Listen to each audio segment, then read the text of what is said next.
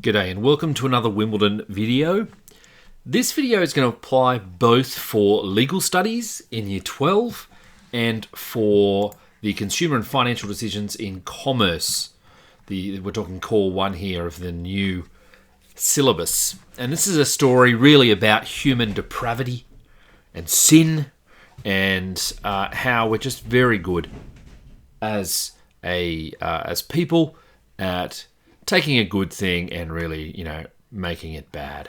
So I remember reading these first two stories and going, "Oh, that's brilliant," and then reading the last one and going, "Of course, this has happened. What's going on?"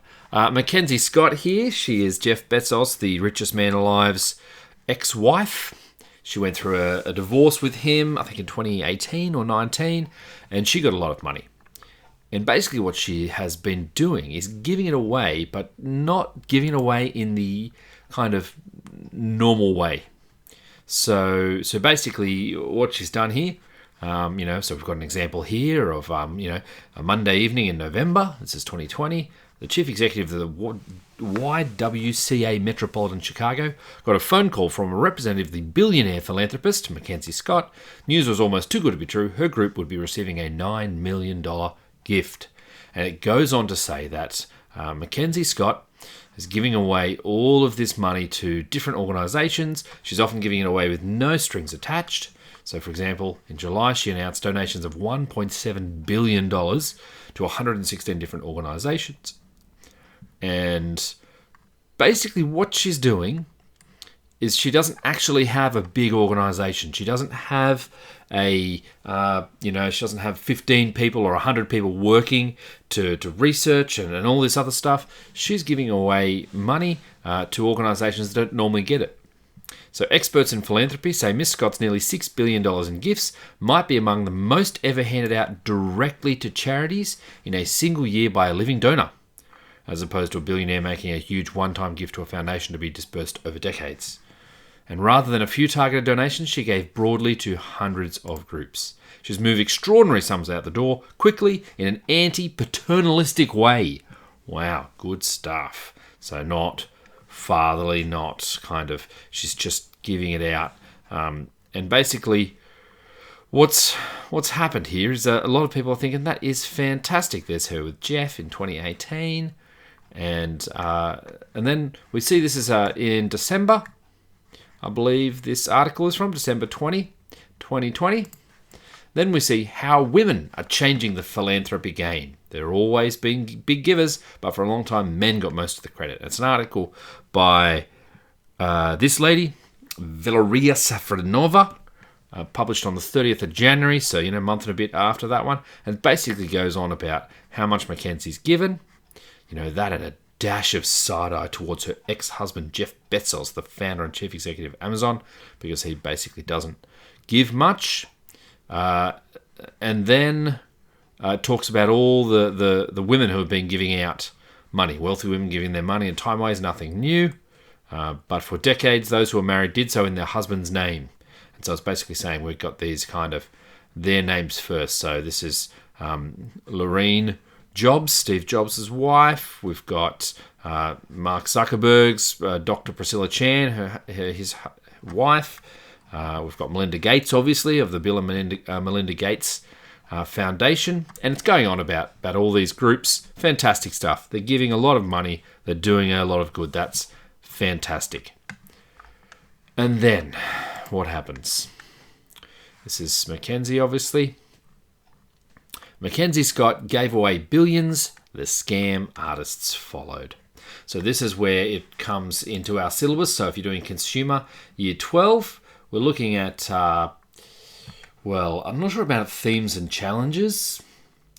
Maybe effectiveness of legal and non-legal responses in achieving justice for consumers, perhaps. More we're looking at individual concepts. We're thinking about kind of recognizing the importance of awareness and self-help when it comes to scams.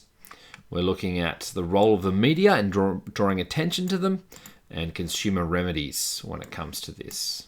The role of non-government organizations as well, and really kind of technology as well. as a case study. Basically, this idea of evaluating the effectiveness of legal and non-legal responses to these issues of scammers. When it comes to commerce, we're looking here at content, students, where are we? Consumer protection. Down here, current issues. Students investigate a current issue that influences the decisions consumers make, and various types of scams. It's kind of where you could be looking at, and this is the type of scam that it is. And unfortunately, it's very close to home if you're from Australia, specifically where I'm from, Sydney. It's very close to home. She has no large foundation. Remember, that was one of the things she was lauded for in the previous articles. Headquarters or public website. That makes it easier to dispense money on her own terms and for others to prey on the vulnerable in her name. So note this article isn't really criticizing Mackenzie Scott. I'm not criticizing Mackenzie Scott, but it's a very sad situation where the kind of unusual way in which she's giving out money is allowing scam artists to prey on people in her name. So Danielle Churchill needed help. She was raising 5 children in Wollongong on the Australian south coast of Sydney and had to cover thousands of dollars in special therapy fees for her 10-year-old son Lachlan, who has autism. She tried crowdfunding, didn't get enough. Late last year, she received the message that seemed to solve her financial problems. It was reportedly an email from the billionaire philanthropist Mackenzie Scott, a novelist best known as the ex-wife of Jeff Bezos, etc. We already know this. Miss Churchill searched Google for Miss Scott's name and the word scam. Instead of warnings, she found numerous news articles describing how Miss Scott's representatives had emailed hundreds of not-profit groups out of the blue with offers of monetary support. Does that ring a bell? This is probably literally the article she would have found from the New York Times. People were thinking they were scams, but then they came true. Miss Churchill, 34, recalled thinking. And that's exactly what this says. The news was almost too good to be true. Her group would be receiving $9 million. She shed tears of joy. Similar scenes playing out in charities nationwide. Some of the people were viewed as possible scams. Many of the gifts were the largest of the charities. You can understand why this woman would be thinking, wow. Over the course of 2020, Miss Scott announced gifts totaling nearly $6 billion. Her unconventional model of giving was widely praised for its speed and directness. But some of the seeming advantages, no large established foundation, headquarters, public website, or indeed any way to reach her or her representatives, are exactly what made her ripe for impersonation by scammers. To receive the money, Miss Churchill had to fill out a membership form sent by an organisation calling itself the Mackenzie Scott Foundation, set up an online account with Investors Bank and Trust Company. She could see that the foundation had transferred $250,000 into the account in her name, but because she was in Australia, she was told she had to apply for a tax number, pay some associated fees before she could get access to the money, and begin spending it on speech and occupational therapy for Lachlan.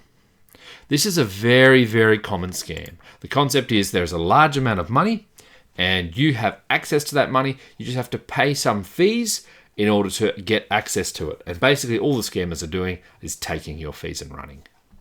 It's a really sad way in which consumers at their most vulnerable point are taken advantage of, and what little money they have, they then lose. I was doing my research, looking up everything they were telling me, Miss Churchill said. She added that her grandmother had looked things over and thought it was legitimate. Everything you ask, they send you proof. The online bank says everything is secure. What Miss Churchill did not know was that there is no Mackenzie Scott Foundation. The Investors Bank and Trust Company, once based in Boston, had been folded into the State Street Corporation more than a decade ago, and Miss Churchill was not dealing with Miss Scott and her team, but a sophisticated group of scammers adept at preying on vulnerable people. In Miss Churchill's case, the scam involved not just the fake bank portal, but counterfeit Facebook pages, WhatsApp messages, and the use of Bitcoin cryptocurrency app to whisk the money away, roughly $7,900 American dollars in all. So what a tragedy, losing that much money. So she could not reclaim it with the help of a bank or credit card company. An email security company in Israel, Ironscale, said messages purporting to be from representatives for Ms. Scott had targeted roughly 190,000 email accounts belonging to its customers. Okay, so this is if you're answering a question in the consumers option about technology, about credit as well. If you're looking at these concepts, you're looking at awareness and self-help, as I said, consumer remedies and the fact that, that these scams are working so that people can't actually get their money back. Okay, that's consumer redress and remedies. And this idea of self-help. There's a whole bunch there. The company began seeing the scam after Miss Scott's announcement of December 15 of nearly $4.2 billion in donations. Remember, this is 5 days later. Now, months after she set up an account at a bank that does not exist, Miss Churchill is aware of other apparent victims. She continued to watch the Facebook page, purporting to belong to Miss Scott, and would notice people asking for help in the comments. Then, the comments would disappear. So obviously, the Facebook page says, "Oh, this is us, we're giving," etc., etc., and someone would say, "Hey, where's my money?" and they would quickly delete it. One man posted photographs of his debit card, snap its back and front, and the location of the bank. Read the instructions next to a smiling photo of Miss Scott.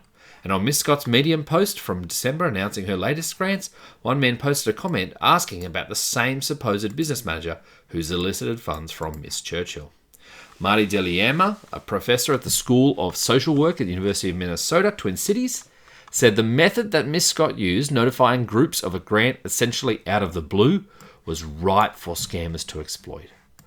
What a gift she's given them by this crazy way of giving that she's developed, Professor DeLiema said. So this is really a criticism of Mackenzie by this lady, a professor. Even people with Miss Scott's resources can't prevent swindlers from using their names. Scammers have copied the webpage of the Federal Small Business Administration. Here it is. And there's a whole bunch of, this is how you can do it. Malicious URL, it's not the right URL. Here's the credential theft where you put in your username and everything and they nick it. They impersonated the Federal Trade Commission. So this is showing you just how sophisticated this is, how sophisticated the technology is, and how governments need to find ways to protect consumers from this.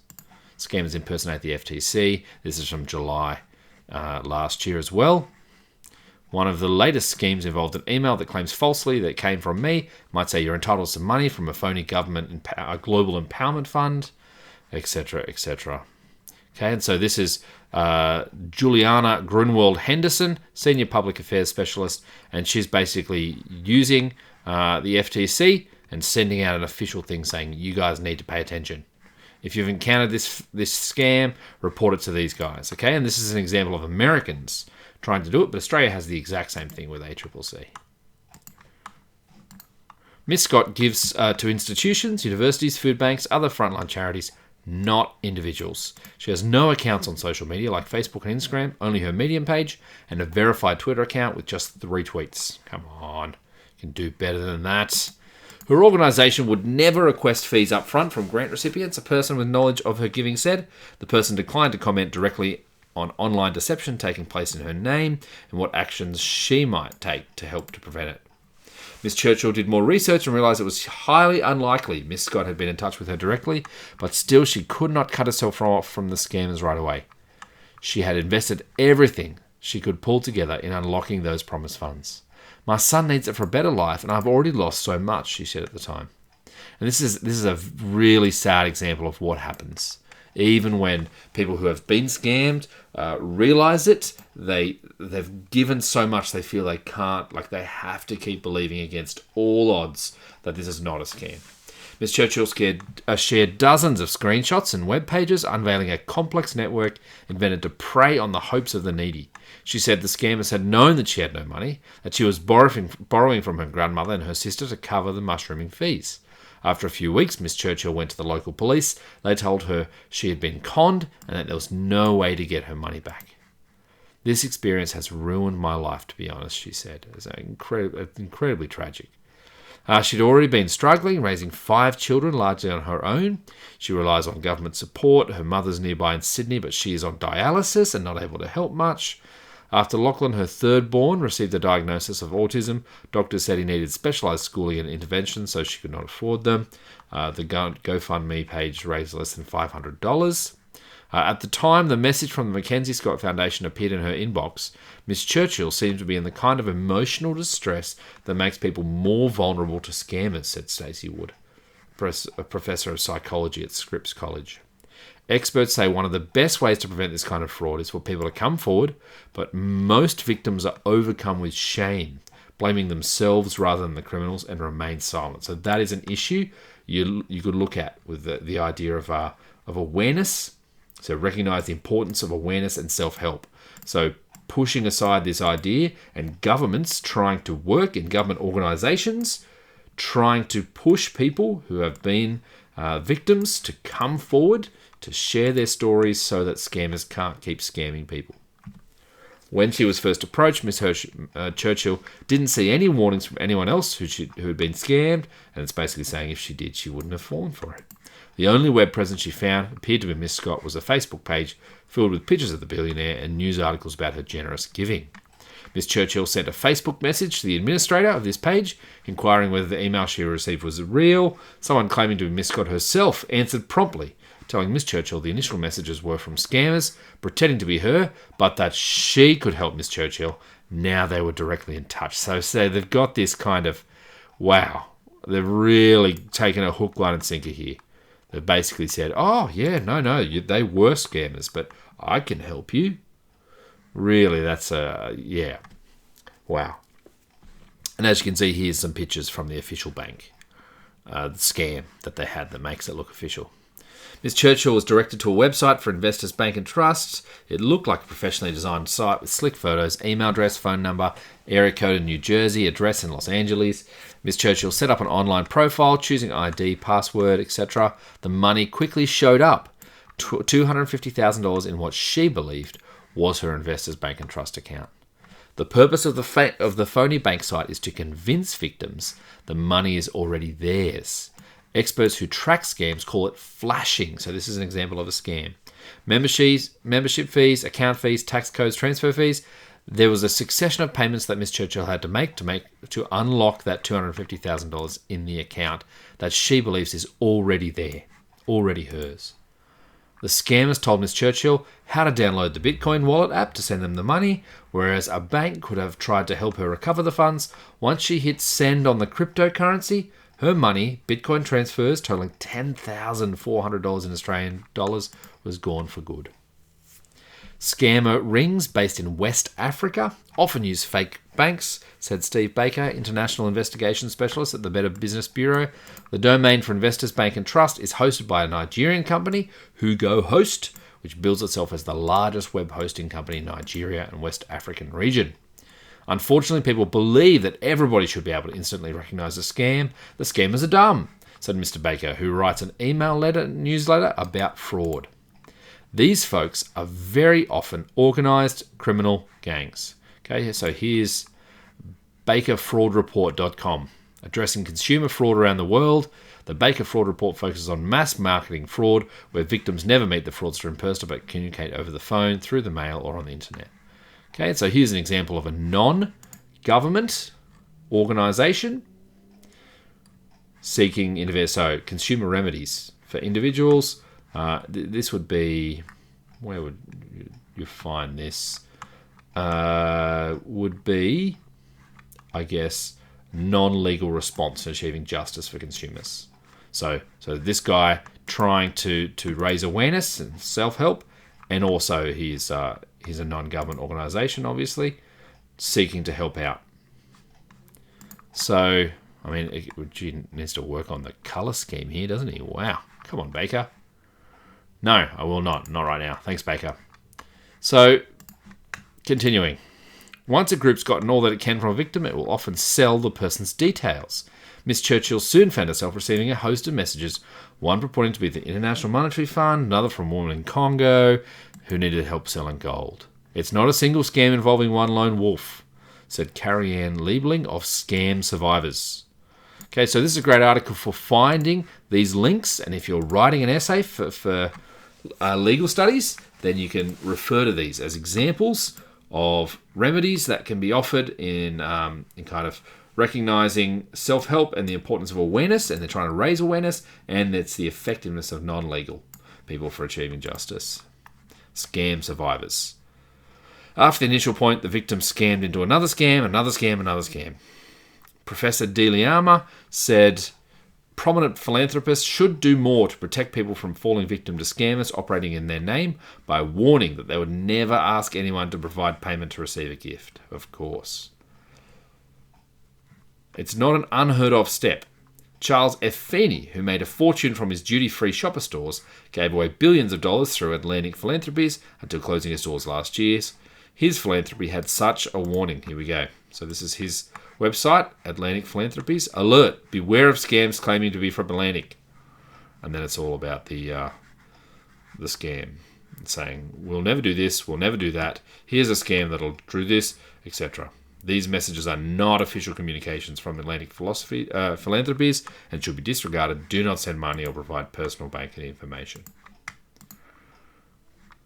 Miss Churchill has tried to alert other potential victims. She found fake accounts for Miss Scott on Instagram, was blocked by one after posting a comment saying it was a scam. She believes a more organised effort by Miss Scott herself is needed. I understand she probably wants to be left alone, and I could imagine why she hasn't got a website or anything. I could imagine all the messages she would get, Miss Churchill said. Although, what she's doing is great, her not having a foundation or a website is destroying people's lives. We matter too. Okay, so, yeah, a really sad case study.